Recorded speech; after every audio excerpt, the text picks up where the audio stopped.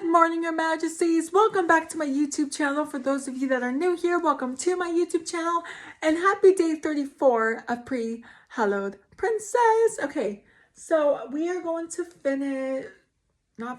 we are going to continue on the series. So chapter 6 is called An Unfortunate Decision. Okay. When I witnessed what happened today, I couldn't help but help get her bag back. We both knew he would be long gone, but it was easy finding him. He was in my forest, after all, resting in the abandoned hospital not too far from my personal cabin. I had a separate house apart from the mansion when times were being tough. Of course, I watched him for a little while. Watching the victim was my favorite part of this whole thing. He counted the money as the other things laid out on the floor after he raided the backpack. I sent static through his head, watching as he held himself in pain.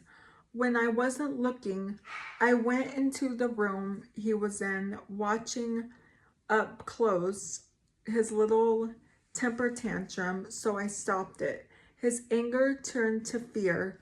He looked up at me, eyes glowing big at the bigger figure in front of him.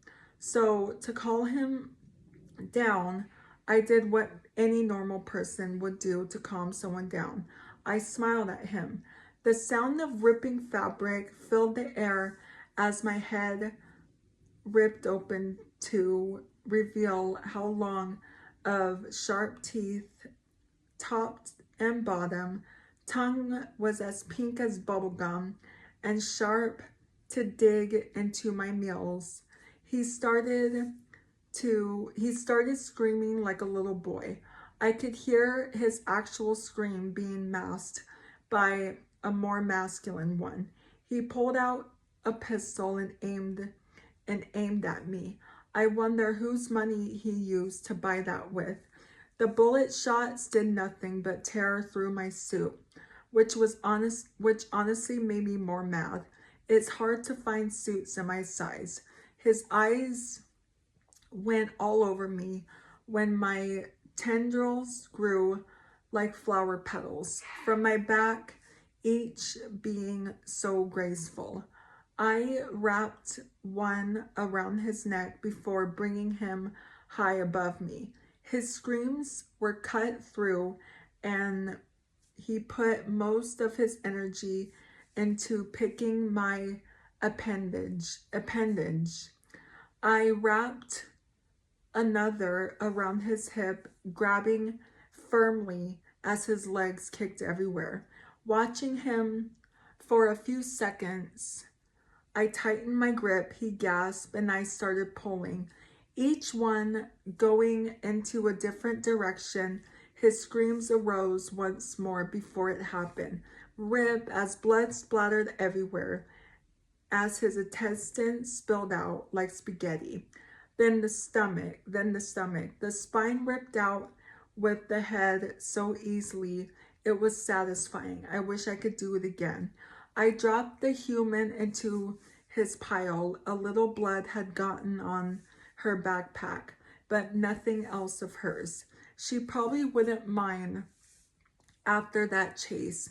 She probably wants something to pick with him. I flicked my tendrils to get excess blood off and washed myself in the nearby pond. Then I made for this specific reason. I came back and put all of her stuff in the bag before teleporting her home. She sat at my feet eating chips. I was about to say something, but just left, dropping her backpack. I watched from the distance as she turned in excitement, only for it to die out. Then she grabbed her bag and it was all good again.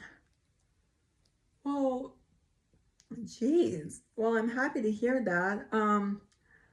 So I will be reading the next chapter in tomorrow's video for day 35 of Pre-Hallowed Princess. So if you're new here, hi, I'm Princess Peyton. Hit the red button to become your majesty and hit the bell notification so you're notified every time I upload a video.